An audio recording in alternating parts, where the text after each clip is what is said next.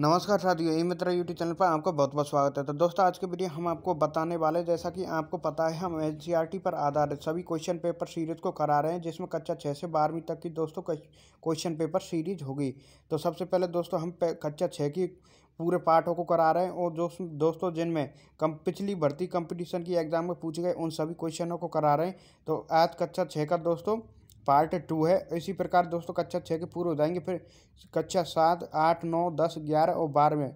तो दोस्तों पूरे पार्टों को हम कराएंगे पूरी कक्षाओं के, जिससे आपकी संपूर्ण राजस्थान जी के कंप्लीट हो जाएगी।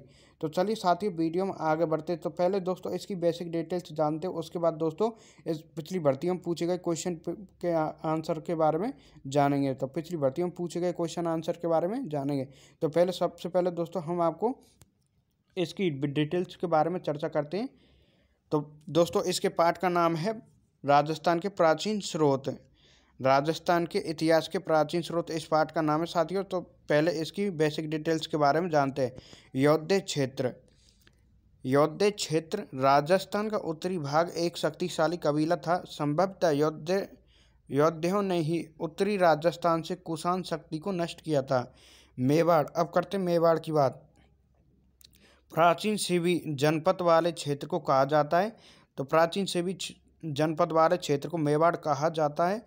आधुनिक उदयपुर, चित्तौड़गढ़, प्रतापगढ़, राजसमंद, भीलवाड़ा जिले मेवाड़ राज्य के क्षेत्र में रहे हैं। इस क्षेत्र का 7वीं शताब्दी से आधुनिक राजस्थान के निर्माण तक गोहिल सिसोदिया वंश का राज्य रहा।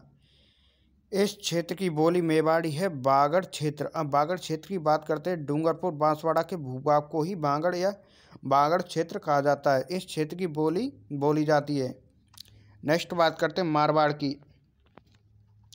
मारवाड़ प्राचीन प्रदेशी मरु कांतर में मारवाड़ कहलाता। प्राचीन मरु प्रदेशी कालांतर में मारवाड़ कहलाता था। 7वीं सदी में इसके मंडौर, जोधपुर क्षेत्र पर गुर्जर प्रतिहारों ने शासन किया था। बाद में इस क्षेत्र पर राठौड़ वंश का आधिपत्य हो गया।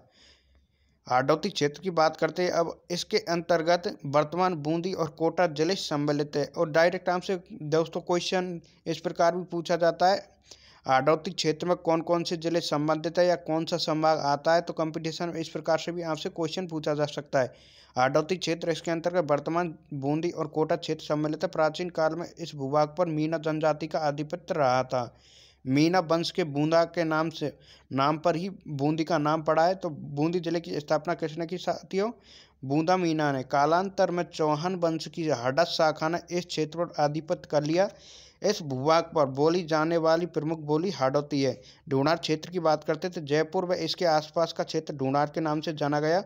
12वीं सदी में कछुआ राजपूतों ने यहाँ पर अपने राजवंश को स्थापित किया। इस क्षेत्र की भाषा ढूंढाड़ी है। अब करते हैं मेवात क्षेत्र की बात साथियों। अलवर भरतपुर का वह क्षेत्र जहाँ मेव जाति की अधिकता रही है मेवात क्षेत्र कहलाता है। तो अलवर भरतपुर का क्षेत्र क्या कहलाता है? मेवात क्षेत्र। मेवातियों का प्रसिद्ध नायक हसन खान मेवाती था, जो खानवा के युद्ध में राणा सांगा की ओर से बाबर के विरुद्ध लड़ता हुआ मारा गया था। अन्य क्षेत्रों की बात करते हैं, जैसे जैसलमेर को साथियों माड़ या बल कहा जाता है। जोधपुर का दक्षिणी भाग, गुर्जरता, प्रतापगढ़ को कांठल और झालावाड़ को क्षेत्र को मालवा, सीकर, चूरू, झुंझुनू को शेखावाटी, ब्यावर, अजमेर का क्षेत्र मेरवाड़ा के नाम से जाना जाता है। ऋग्वेद को प्राचीन ग्रंथ प्रथम ग्रंथ माना जाता है। क्षत्रप से आसिया प्रांत का मुखिया राज्यपाल भारत में शक जाति के शासकों के लिए प्रयुक्त होता था। नेक्स्ट बात करते हैं मरु प्रदेश की। मरु प्रदेश आर्यों का प्रारंभिक जनतंत्र था, जिसमें वर्तमान के बीकानेर, नागौर, चूरू, गंगानगर, जैसलमेर एवं बाड़मेर जिले के कुछ भाग सम्मिलित थे। कालांतर में इस क्षेत्र में कुछ विस्तार के साथ कुरु, मद्र तथा जांगल नामक जनपदों का निर्माण हुआ। तो साथ ही आपसे कंपटीशन में भी इस प्रकार से पढ़ाया जाता कोचिंग में। जांगल प्रदेश की बात करते तो नागौर, बीकानेर एवं जोधपुर का कुछ भाग सम्मिलित था। इसकी राजधानी अही छत्रपुर थी। तो जांगल प्रदेश की राजधानी क्या थी? अही छत्रपुर, जिसका साम्य वर्तमान और नागौर से प्रतीत होता है। पौराणिक मान्यताओं के अनुसार यादव वंश के बलराम एवं श्री कृष्ण द्वारिका जाते समय इस क्षेत्र से गुजरे थे। जांगल प्रदेश की यहाँ पर बात हो रही है। इसके बाद बात करते हैं मत्स्य जनपद की। इसका उल्लेख ऋग्वेद में मिलता है। महाभारत काल में मत्स्य जनपद की राजधानी विराटनगर बैराट थी। यह जनपद अलवर एवं जयपुर के मध्य स्थित है। इस स्थान का वर्णन चीनी यात्री युआन च्वांग हेनसांग ने भी किया है। सूरसेन क्षेत्र की बात करते हैं। भरतपुर, धौलपुर तथा करौली के अधिकतर भूभाग प्राचीन सूरसेन जनपद में सम्मिलित थे। इस जनपद की राजधानी मथुरा थी। 4वीं शताब्दी ईस्वी पूर्व के यूनानी लेखकों ने सिकंदर के समय सूरसेन या सौरसेन का उल्लेख किया है। बयाना प्रशस्ति में सूरसेन नामक राजवंश का साथियों उल्लेख मिलता है। इनमें अपने साहस शौर्य के लिए प्रसिद्ध मालव, सिबी, अर्जुनैन आदि जातियां प्रमुख थी सूरसेन क्षेत्र में। अब सिबी जनपद की बात करते हैं। सिबी जनपद आधुनिक उदयपुर के पूर्व, पश्चिम तथा उत्तर का संभागीय प्रदेश सिबी जनपद के नाम से जाना जाता था। इसकी राजधानी मध्यमिका या माध्यमिका थी। इस जनपद के अवशेष चित्तौड़गढ़ के पास नगरी नामक गांव में मिलते हैं। इस भूभाग को मेदपाट तथा प्रागपाट कहा जाता है। अर्जुनयान क्षेत्र की बात करते हैं साथियों। भरतपुर, अलवर प्रांत के अर्जुनयान अपनी विजयों के लिए प्रसिद्ध थे। अर्जुनयान ने मालवों को साथ मिलकर विदेशी क्षत्रपों को परास्त किया था। मालव की बात करते हैं। शक्ति का केंद्र जयपुर के निकट था, जो वर्तमान में टोंक जिले में स्थित है। टोंक, प्रतापगढ़ एवं झालावाड़ का क्षेत्र मालव के अंतर्गत आता है। मालव क्षेत्र के अंतर्गत आता है। अब साथियों, आपको यदि आप नोट्स बनाना चाहते तो आप इसके नोट्स भी बना सकते हैं। बिल्कुल इसी प्रकार से आपको कोचिंगों में पढ़ाया जाता है। तो अब इसकी बात करते क्वेश्चनों को, जो कि पिछली भर्तियों में साथियों जो भी क्वेश्चन पूछे गए उन सभी क्वेश्चनों की अब चर्चा करते हैं। तो इस पाठ का नाम है साथियों राजस्थान के प्राचीन इतिहास के स्रोत। अब साथियों पहले क्वेश्चन की ओर चर्चा करते हैं। तो सबसे पहला क्वेश्चन क्या पूछा गया कंपटीशन की एग्जाम में, मालव देश के अंतर्गत कौन सा क्षेत्र आता है। तो यहाँ पर पूछा गया मालव क्षेत्र या देश के अंतर्गत कौन सा क्षेत्र आता है। टोंक, प्रतापगढ़, झालावाड़, टोंक, दौसा, झालावाड़, सीकर, चूरू, झुंझुनू, अलवर, भरतपुर, धौलपुर। तो इसका राइट आंसर हो जाएगा मालव देश के अंतर्गत टोंक, प्रतापगढ़ एवं झालावाड़ क्षेत्र आता है। नेक्स्ट क्वेश्चन की बात करते हैं। नेक्स्ट क्वेश्चन क्या पूछा गया, तो यहाँ पर नेक्स्ट क्वेश्चन पूछा गया साथियों सिबी जनपद की राजधानी क्या थी। तो सिबी जनपद की राजधानी क्या थी, ढूंढार, शेखावाटी, बैराट, मध्यमिका। तो सिबी जनपद की राजधानी साथियों मध्यमिका थी, उदयपुर की साइड। नेक्स्ट क्वेश्चन की बात करते हैं। नेक्स्ट क्वेश्चन क्या पूछा गया है, बयाना प्रशस्ति से किस राजवंश का वर्णन मिलता है। तो यहाँ पर नेक्स्ट क्वेश्चन पूछा गया साथियों बयाना प्रशस्ति से किस राजवंश का वर्णन मिलता है। बयाना प्रशस्ति से किस राजवंश का वर्णन मिलता है, मालव, सूरसेन, गुर्जर, राजपूत।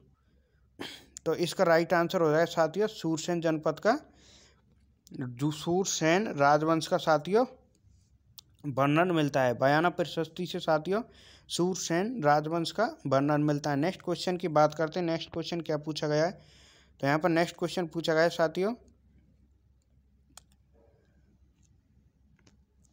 मत्स्य जनपद का उल्लेख किस वेद में मिलता है। तो मत्स्य जनपद का उल्लेख किस वेद में किया गया है, सामवेद, यजुर्वेद, ऋग्वेद, अथर्ववेद। तो इसका राइट आंसर हो जाएगा बी, यहाँ पर वेद दिया हुआ है। ऋग्वेद में दोस्तों मत्स्य जनपद का उल्लेख मिलता है। नेक्स्ट क्वेश्चन की बात करते हैं। प्राचीन समय में गोहेल सिसोदिया वंश का राज्य रहा था। प्राचीन समय गोहेल और सिसोदिया वंश का शासन किन किन प्रदेशों पर रहा था साथियों। तो इसका राइट आंसर हो जाएगा मेवाड़, शेखावाटी, अजमेर, मेरवाड़ा, गुर्जत्रा। तो दोस्तों इसका राइट आंसर ए हो जाएगा मेवाड़ क्षेत्र। प्राचीन काल में गोहेल और सिसोदिया वंश का शासन दोस्तों मेवाड़ क्षेत्र पर रहा था। मेवाड़ साथियों जैसे आपके उदयपुर की साइड के क्षेत्र को बोलते हैं। नेक्स्ट बात करते हैं साथियों 4वीं शताब्दी ईस्वी। 4वीं शताब्दी ईसा पूर्व के यूनानी लेखकों ने सिकंदर के समय किस जनपद का उल्लेख किया था। तो सिकंदर के समय 4वीं शताब्दी में किस जनपद का उल्लेख किया गया, सिबी, सूरसेन, मेदपाट, कुरु। तो यहाँ पर सी ऑप्शन सही है, सूरसेन जनपद का उल्लेख किया गया है। नेक्स्ट क्वेश्चन की बात करते हैं साथियों। नेक्स्ट क्वेश्चन क्या पूछा गया है कंपटीशन की एग्जाम में, तो यहाँ पर नेक्स्ट क्वेश्चन पूछा गया साथियों मत्स्य जनपद की राजधानी क्या थी। तो यहाँ पर नेक्स्ट क्वेश्चन पूछा गया मत्स्य जनपद की राजधानी क्या थी। तो मत्स्य जनपद की राजधानी अलवर, ढूंढार, विराटनगर, सिबी। तो मत्स्य जनपद की राजधानी क्या थी, विराटनगर। तो यहाँ पर सी ऑप्शन सही है, विराटनगर। नेक्स्ट क्वेश्चन की बात करते हैं। कोटा बूंदी का क्षेत्र क्या कहलाता है। शेखावाटी, मालव, बांगड़, हाड़ौती क्षेत्र, कोटा बूंदी का क्षेत्र क्या कहलाता है?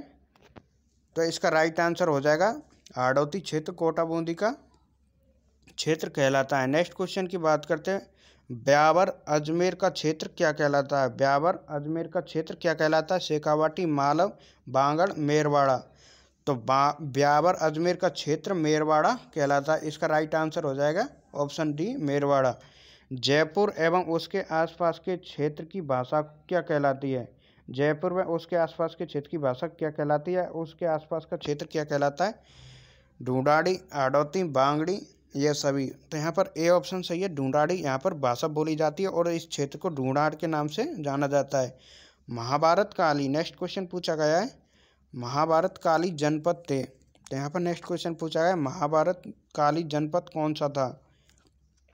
शेखावाटी, मालव जनपद, हाड़ौती, मरु, मत्स्य, मेरवाड़ा, गुर्जत्रा।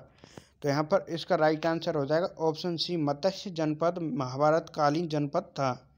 नेक्स्ट क्वेश्चन की बात करते हैं, प्राचीनतम ग्रंथ प्रथम वेद को माना जाता है। तो प्राचीनतम ग्रंथ प्रथम वेद किसे माना जाता है? तो दोस्तों इसका तो सीधा सा जवाब है, ऋग्वेद को प्राचीनतम ग्रंथ माना जाता है। शेखावाटी में सम्मिलित जिलों को बताइए।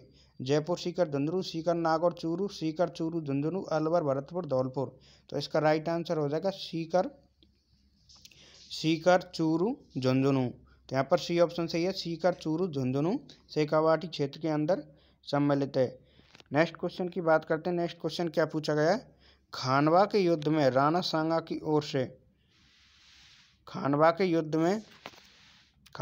में राणा सांगा की ओर से बाबर के विरुद्ध लड़ते हुए मारा गया। तो कौन मारा गया था? हारून मेवाती, अली मोहम्मद खान, सलीम खान, हसन खान मेवाती। तो खानवा के युद्ध में राणा सांगा की ओर से लड़ते हुए बाबर के युद्ध विरुद्ध कौन मारा गया था? हसन खान मेवाती। तो इसका राइट आंसर हो जाएगा हसन खान मेवाती। नेक्स्ट क्वेश्चन की बात करते हैं। नेक्स्ट क्वेश्चन क्या पूछा गया है, प्रशंसा में लिखे गए अभिलेख को क्या कहा जाता है? यहाँ पर नेक्स्ट क्वेश्चन पूछा गया है, प्रशंसा में लिखे गए अभिलेख को क्या कहा जाता है? प्रशस्ति, उत्खनन, स्तंभलेख, ताम्रपत्र। तो इसका राइट आंसर हो जाएगा प्रशस्ति। प्रशंसा में लिखे गए अभिलेख को प्रशस्ति कहा जाता है। मृत भांड का शाब्दिक अर्थ क्या होता है? तो यहाँ पर पूछा गया मृत भांड का शाब्दिक अर्थ क्या होता है? पत्थर के बर्तन, तांबे के बर्तन, मिट्टी के बर्तन, लोहे के बर्तन। तो इसका राइट आंसर हो जाएगा ए, मिट्टी के बर्तनों को मृत भांड कहा जाता है। प्रतिहारों के इतिहास की जानकारी किस अभिलेख से मिलती है? प्रतिहारों के इतिहास की जानकारी किस अभिलेख से मिलती है? बिजौली अभिलेख, किराड़ू अभिलेख, घटियाला अभिलेख, कस्बा अभिलेख। तो इसका राइट आंसर हो जाएगा साथियों घटियाला अभिलेख से। घटियाला अभिलेख से प्रतिहारों के इतिहास की जानकारी मिलती है। नेक्स्ट क्वेश्चन की बात करते हैं। नेक्स्ट क्वेश्चन क्या पूछा गया है, वीर विनोद की रचना किसने की थी? तो यहाँ पर नेक्स्ट क्वेश्चन पूछा गया साथियों, वीर विनोद की रचना किसने की थी? तो वीर विनोद की रचना किसने की थी? दलपत सिंह, अमित सिंगार, श्यामलाल दास, आकाश सिमस। तो वीर विनोद की स्थापना किसने की थी या रचना किसने की? तो वीर विनोद की रचना श्यामल दास ने की थी। नेक्स्ट क्वेश्चन की बात करते हैं, इतिहास जानने के स्रोत को मुख्यतः कितने भागों में बांटा गया है? तो इतिहास जानने के स्रोत को मुख्यतः कितने भागों में बांटा गया है? पुरातात्विक स्रोत, साहित्यिक स्रोत, ए और ब दोनों सही या इनमें से कोई नहीं? तो साथियों इसका आंसर सी सही है, पुरातात्विक स्रोत और साहित्यिक स्रोत। नेक्स्ट क्वेश्चन की बात करते हैं। नेक्स्ट क्वेश्चन क्या पूछा गया है? तो यहाँ पर नेक्स्ट क्वेश्चन पूछा गया है, वंश भास्कर नामक पुस्तक के लेखक कौन थे? तो वंश भास्कर नामक पुस्तक किसने लिखी? बांकीदास, श्यामल दास, सूर्यमल मिश्र, दयाल दास। तो इसका राइट आंसर हो जाएगा ऑप्शन ए, वंश भास्कर पुस्तक के लेखक सूर्यमल मिश्र थे। नेक्स्ट क्वेश्चन की बात करते हैं, पृथ्वीराज विजय नामक पुस्तक या महाकाव्य किसने लिखा? तो पृथ्वीराज विजय नामक महाकाव्य किसने लिखा? सूर्यमल मिश्र, जयानक, श्यामल दास, दयाल दास। तो इसका राइट आंसर हो जाएगा जयानक ने। पृथ्वीराज विजय किसने लिखी? जयानक ने। यहाँ पर बी ऑप्शन सही है। नेक्स्ट क्वेश्चन की बात करते हैं, हम्मीर महाकाव्य के लेखक कौन थे? तो हम्मीर महाकाव्य के लेखक कौन थे? सूर्यमल मिश्र, जयानक, श्यामल दास, नैनचंद्र सूरी। तो इसका राइट ऑप्शन हो जाएगा सी, नैनचंद सूरी ने हम्मीर महाकाव्य की रचना की। नेक्स्ट क्वेश्चन की बात करते हैं। नेक्स्ट क्वेश्चन क्या पूछा गया, कानड़ दे प्रबंध के लेखक कौन थे। यहाँ पर नेक्स्ट क्वेश्चन पूछा गया साथियों, कानड़ दे प्रबंध के लेखक कौन थे। पद्मभाव, दयाल दास, जयानक, श्यामल दास। तो इसका राइट आंसर हो जाएगा पद्मभाव। कानड़ दे प्रबंध के लेखक पद्मनाभ थे। नेक्स्ट क्वेश्चन की बात करते हैं। नेक्स्ट क्वेश्चन क्या पूछा गया, annals and activities of Rajasthan पुस्तक के लेखक कौन थे। Colonel James Tod, Padmabhav, Nainchand Suri, ये सभी। तो इसका राइट आंसर हो जाएगा colonel James Tod, the annals and activities of Rajasthan पुस्तक के लेखक थे। नेक्स्ट क्वेश्चन की बात करते हैं।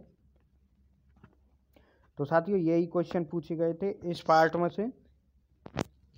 तो ये पिछली भर्तियों में पूछे गए सभी क्वेश्चन है। तो दोस्तों तो ये क्वेश्चन आपके आने वाली सीईटी एग्ज़ाम और साथियों रीट की एग्ज़ाम, सेकंड ग्रेड की एग्ज़ाम या राजस्थान के अंदर कोई भी कंपटीशन की एग्ज़ाम होगी उन सभी के अंदर साथियों ये क्वेश्चन आपको देखने को मिलेंगे।